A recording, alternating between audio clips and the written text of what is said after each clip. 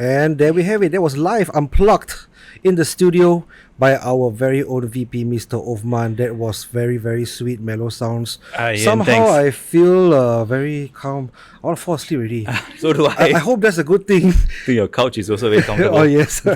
All right. As you can see, we are very color coordinated this morning. Yes, unplanned we are. and unscripted, just like this episode. Hello, everybody. Welcome to another episode of After the Bell. This is the third episode, and this one is really special because we are featuring our school leader, Mr. Othman, right here sitting across from me. Thank and you. For all those of you who are tuning in for the very first time, After the Bell podcast series features and highlights staff and educators from Crest Secondary School in unscripted conversations about things that matter to us. So today we're just going to have a little chat with our VP, Mr. Othman. So let's kickstart the session by having Mr. Othman do a little bit introduction. Mr. Othman, say hello to our audience. Hello, hi everyone, and thanks Ian for inviting me over for this. I think Elsa was saying, and when I came in, feels like therapy.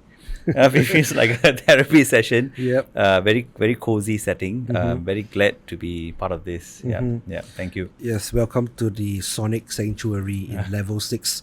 You know, not a lot of people actually knows that this place exists in this school. Yeah. Yeah, it's tucked away in some nice corner, Yeah. of Level 6 somewhere in Crest Secondary School. Yep. Just kick off things today. I just want to have a little casual conversation Sure. with you. I just want to know, we've been under your leadership for quite a while right now, and this is your Fifth year. Fifth year in This Crest. is my fifth year. Fifth year in Joined in Crest. 2022. Yep. So I mean, we've had a lot of encounters during work. Yeah. Yep. But I think today,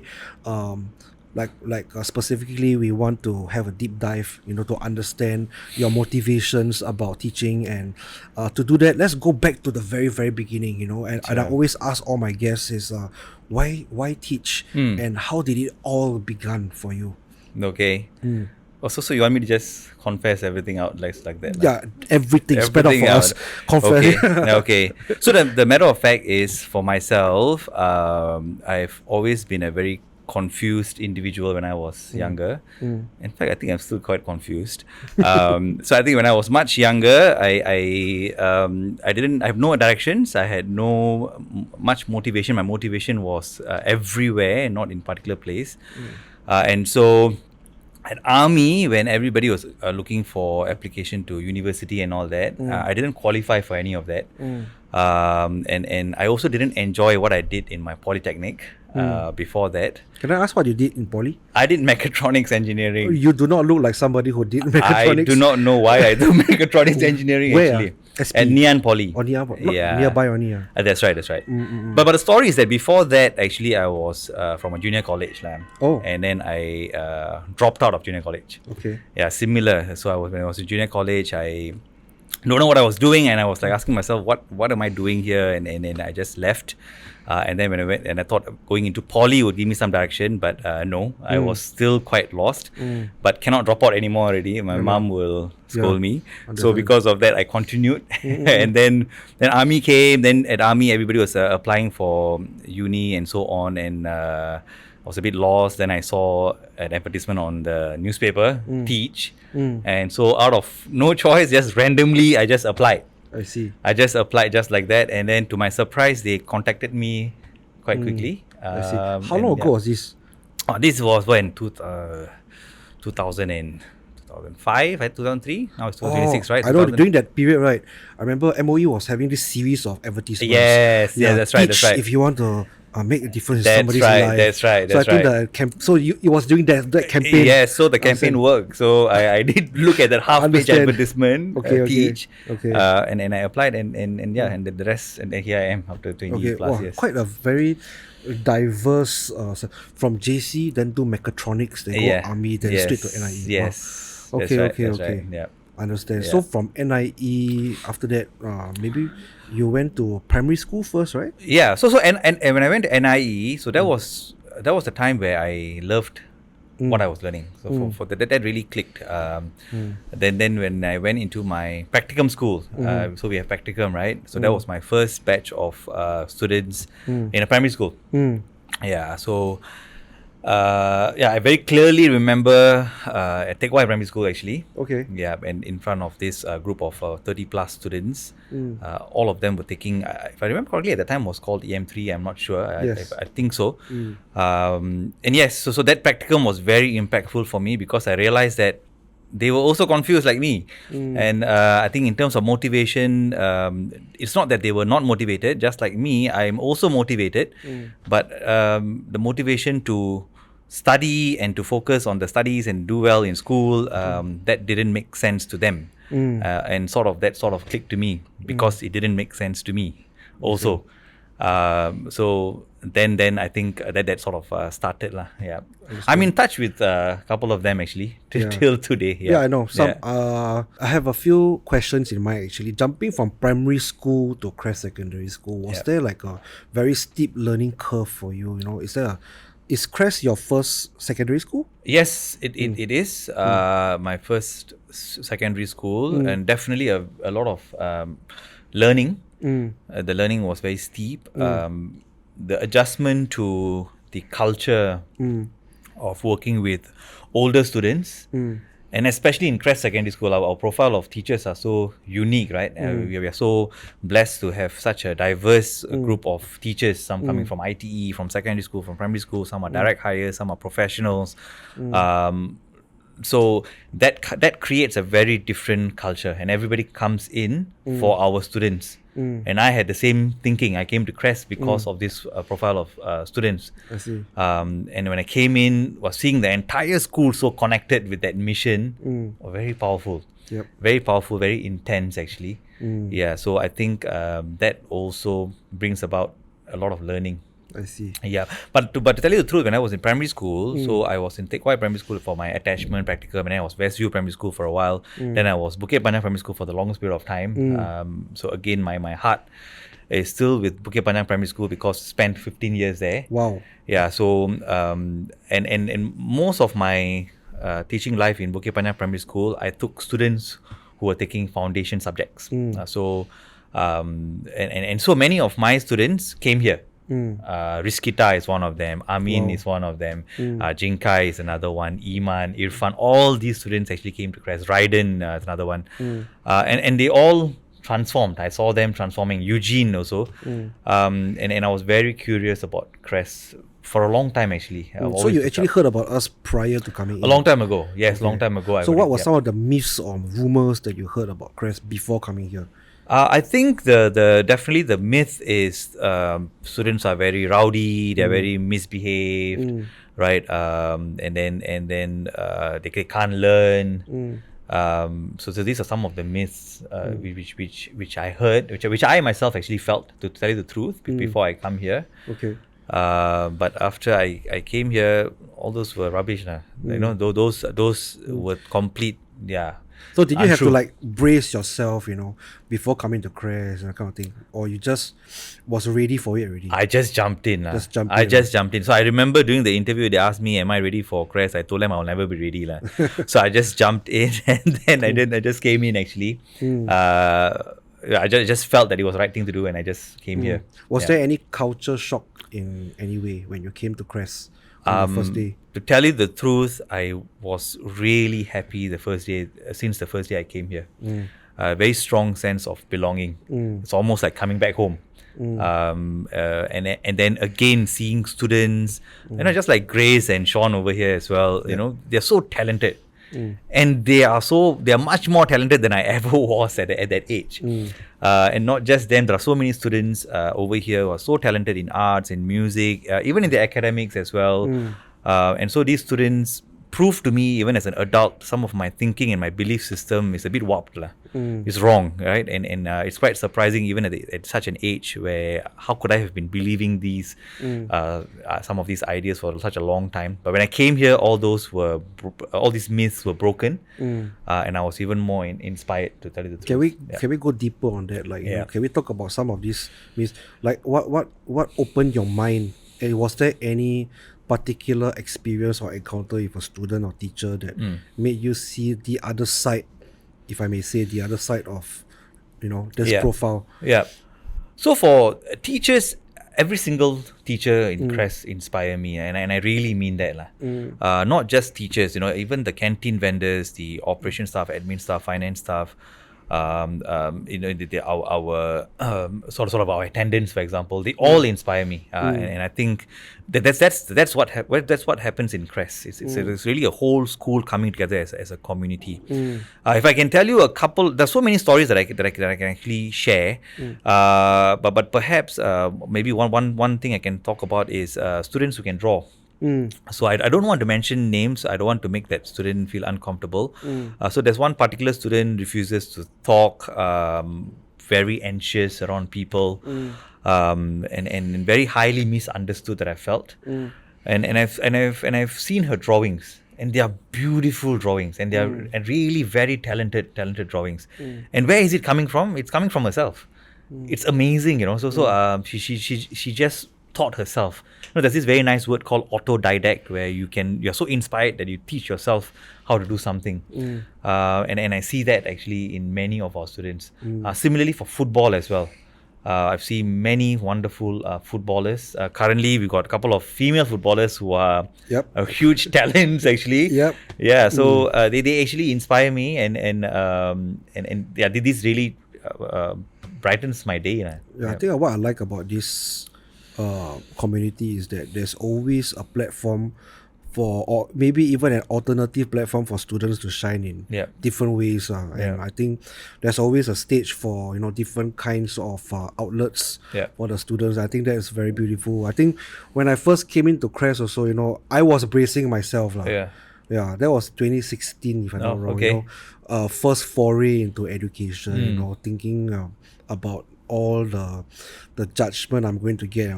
When I came here, just like you, I think I can relate to that. When you use the word felt like home, it really felt like it. What I really like about here is that in their own ways, everybody have this let's go attitude. Alright, let's go. We chiong together. And I think I like that. I think that's what keeps us going. So did you feel like particular, because in Crest, right, we have teachers coming from very diverse backgrounds, coming from IT, coming from MOE, coming from the industry. Do you see firsthand that this diversity helps in the engagement of the students? I think our strength is in this diversity. And I think that first and foremost, the school allows teachers to be who they want to be. Try out ideas that they want to try out, and people come in with so many different backgrounds, and I think that is truly our strength. I see. And it isn't about whether you are right or whether I am right. It's about how can we come together in the best interest of our students, and that works very, very beautifully. I feel. Understand.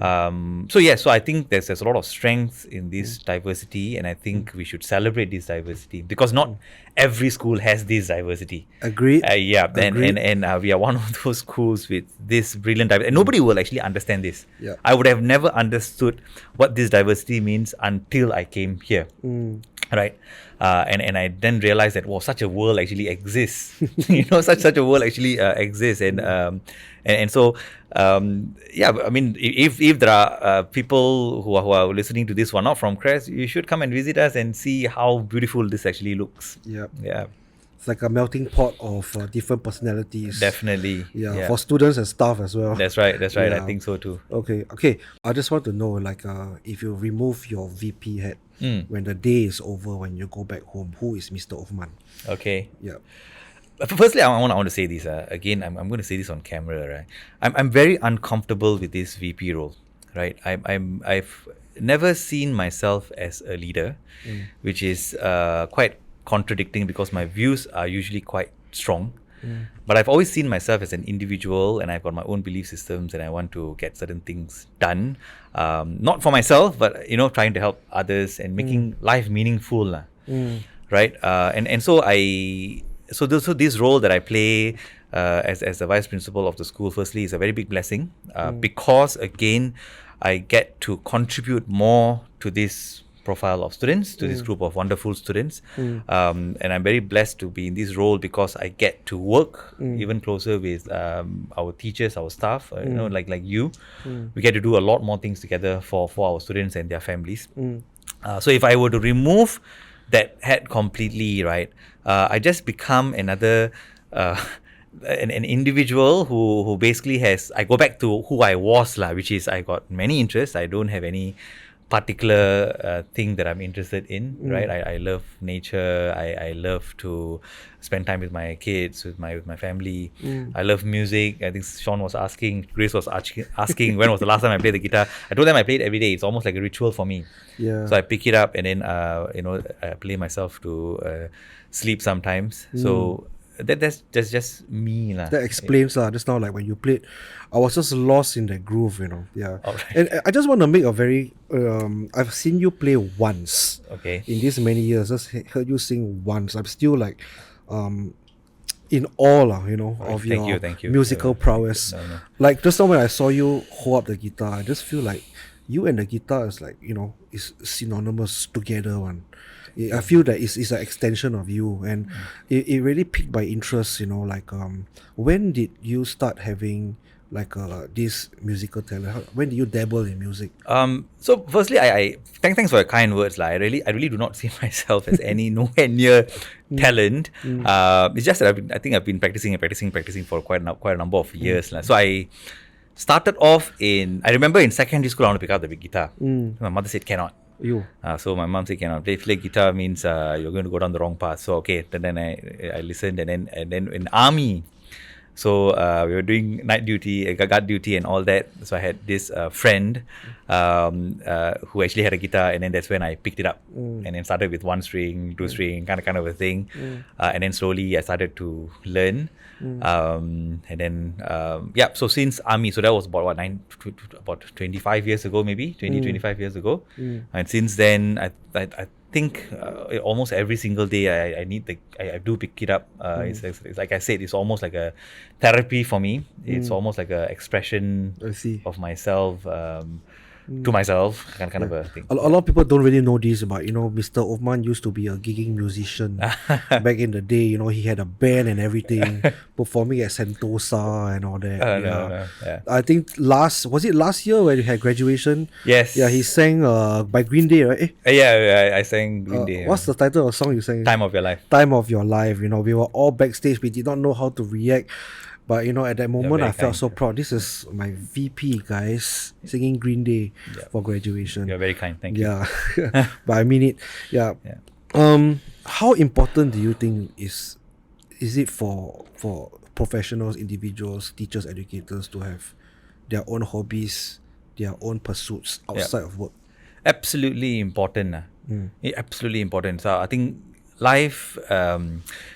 It's just one life that we have, right? So I think we need to live it the way that we want. I think especially teachers, and I include myself in that category. We give a lot, and our heart is really with the kids, and we work tirelessly day in, day out, and sometimes we forget that we have a life bigger than school.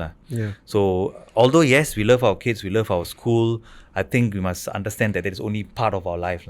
It shouldn't take up most of our life. Right? That's my belief.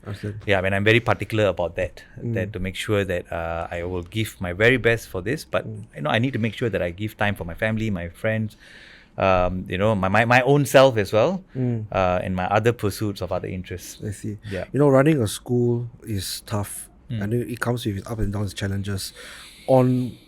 On your very challenging days or even your worst days, what do you do to unwind? What is like your ritual to get yourself back on your feet? Is there anything that you do, to keep yourself grounded, for these very difficult phases of work?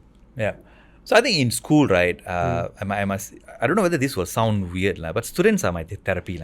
Right? The classroom is my favorite place to be. And that is why this year I forced myself, I said I want to take at least a couple of periods. And so I got the fortune to teach a couple of periods at Sec 4. So the classroom has always been my safe place, the most therapeutic place in the school. And so no matter what stress, no matter what tension comes, right, it is rarely from the students. Right. So for me, when I go back to the classroom, that's where I actually feel the best. So that's one. But let's say talk about after school, right? After all the hard work, of course, it's very tiring and all that. In terms of winding down, firstly speaking with people, I think that helps. For me, it's very important talking with colleagues, talking with our staff. That's very important. And then when going back home, my music is very important. So usually I listen to classical music as a form of winding down. So that actually helps me a lot. Interestingly, heavy metal also does the same trick. That also winds me down. Heavy metal? Well, today I'm seeing a lot of. I see. Firstly, it's the mechatronics. Now it's heavy metal. Yeah, because I told you I'm confused. I'm a very confused person, right? So that does the trick as well to actually calm me down. Yeah. So when I go back home, usually my ritual is a cup of tea, and then speaking with my kids, speaking with my parents, and just hanging out. Yeah, so that's usually my ritual. Weekends usually there's usually nature.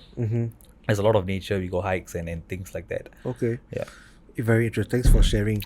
Okay, now regarding Crest, do you have like a vision of like where do you see Crest to be in a few years down the road? So I honestly, sincerely believe this. Since I joined Crest, within a couple of years, we are very effective.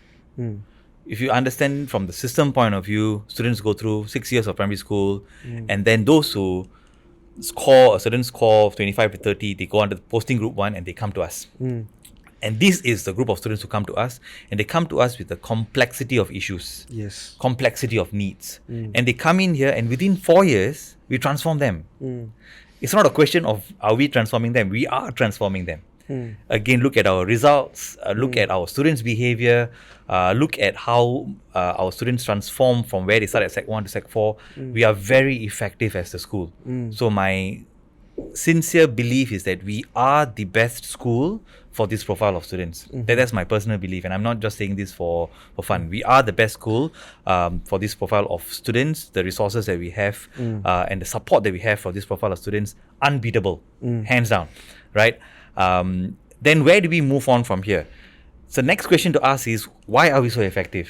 How does it work? Because if we do not know how it works, how do we then sustain that? But if we know how it works, we can do more of that and make things even more effective. So for me, in the last 4 or 5 years I've been here, one key thing is the curriculum. Our lesson design, your dance lesson, for example, your dance lesson, again, it is fantastic. Actually, it's not just a dance lesson. There's so much of thinking behind it.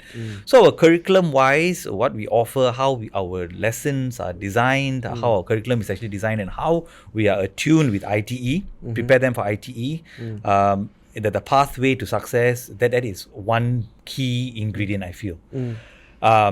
Secondly, our support that we have, the care that we have, the small class size that we have. Again, this may seem quite cliche that I'm repeating some of these things, but it's a matter of fact that we have small classes of 20. We have teachers who are coming in very willingly, so the level of motivation is very high to help this group of students. Then we look at our student support again to help students who need a bit more support. So that is also a very big blessing that the school has to actually help this group of students.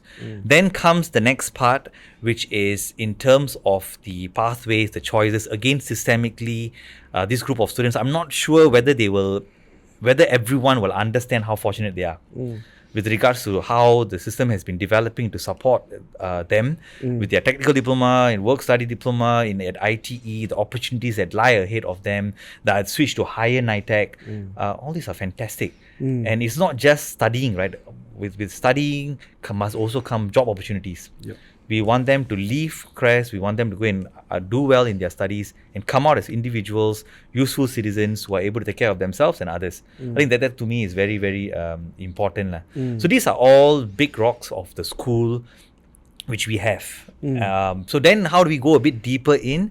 So there are certain things which come out. Why is our curriculum so good? Because we have authenticity, right? We have our own bistro, we have our own Uniqlo, Yep. we have our labs to actually bring the industry into the school. So that is one big part. We have action-based learning. So there's a lot of action. You see students out measuring for mathematics. They're out at the kopitiam nearby having food as part of their English lesson. And it goes on. Our vocational subjects, needless to say, it's all hands-on by nature. And of course, we also have affirmation, meaning to say, we spot every single success and we affirm our students, and we have it in our system, in our design. Yeah, and I enjoy that actually. Yeah. Yeah, because in the traditional school system, it's like Yeah. very consequences based, right? Correct. But consequences has two sides, there's the positive and the negative. That's right. Every time you do something wrong, you have detention, suspension, all that. Yeah. But then on the other side, Yeah. are we rewarding enough for the positive behaviors? Exactly. And I think we really fill in the gap really nicely here. in Exactly, Crest, yeah. with the Crestamon, Exactly. with the Game On Crestons. Exactly. Yeah. So, but if you think about it, Ian, actually, for me, sometimes I feel sad when a couple of our students cannot even get themselves to go up on stage to receive the prize, I saw that during Star Award. I'm not sure whether you were there. A student got a Star Award, couldn't get herself to get up and go up there. And the reason is because she has never been praised this way. It's awkward for them. It's right? awkward for them because first time they're getting such an award. Actually, it's strange. It's like very apt that you say that, because I do find this quite a phenomenon. Yeah. Yeah, we teachers, we always want to praise, right? Yeah. But then I also do realize, I picked this out, that not all students really know how to receive it. Yeah. At first, when I thought it's just, or maybe they're shy, or maybe they're just, they don't really know. But then I think when we start to look through their cockpit, Yeah. and we trace through their history, then we realize that, for 6 years in primary school, they haven't been nominated for any awards and things like that. Yeah. Yeah. Yeah. So I think that struck me really hard. Yeah. That that is one of the things about the profile of these students. Yeah. And Yeah. that's why we exist. Yeah. So as such, the school, in Crest Secondary School, what we are doing is we are designing success. Okay. So we are not doing things and hope the students will succeed. We are doing things, scaffolds put in place to ensure our students succeed. Right? Because we can't leave it to chance. Right? I think we need to ensure that we put in place structures and processes to ensure our students succeed, and that is why we are doing very well. Then another part about it, when you talk about care, right? We are also very well known for care. So another lesson that I learned when I came to Crest, sympathy alone doesn't help. Right? I can look at a child and go, oh, poor thing, you went through this, you went through that. But then what? Then how am I going to come in to help? And again, I must help in a way that I'm not spoon feeding, and I'm not going to help you until you cannot help yourself. So how do I do that? Then comes the part about connection, relationships. This term called unconditional positive regard. So I read this quote. I don't know whether I can recall it correctly. It's easy to love a rose, right? But it is very beautiful to love a leaf. Wow. Right? And very, very, very easy to look at a rose and admire it, but it takes someone special and beautiful to actually admire and love a leaf. Right? And I think that's what we are doing here. And the leaf is no less important than the rose. In fact, the rose will die without the leaf.